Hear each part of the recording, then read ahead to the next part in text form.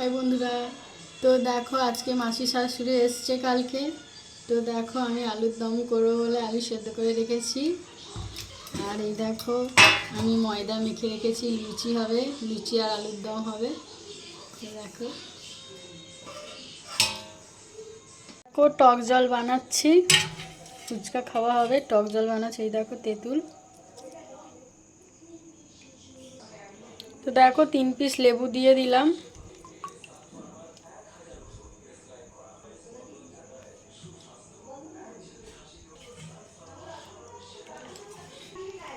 তো দেখো বন্ধুরা, এই টক জল বানিয়েছি। তো এর মধ্যে নুন দিয়েছি, নুন, তেঁতুল, লেবু, একটু চাট মশলা দিয়েছি। দেখো, তো দেখো বন্ধুরা আমার টক জল রেডি হয়ে গেছে।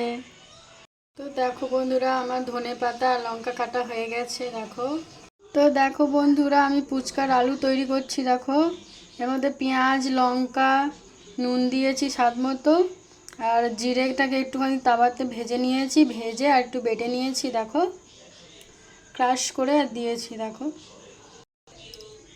তো দেখো বন্ধুরা আমার ফুচকার আলু তৈরি হয়ে গেছে। দেখো দেখো বন্ধুরা আমার মশলা তৈরি হয়ে গেছে ফুচকার। এটা দই আছে, যে দই ফুচকা খাবে সে দই ফুচকা খাবে, আর এমনি মশলা দিয়ে খাবে যেটা আলু দিয়ে, যার যেটা ইচ্ছে। তো দেখো এটা ফুচকাটা ভেজে প্লাস্টিকে রেখে দিয়েছি। দেখো দেখো বন্ধুরা আমার দই ফুচকা রেডি। এই দেখো এটা স্যাম্পল সবে 3খানা বানিয়েছি এমনি।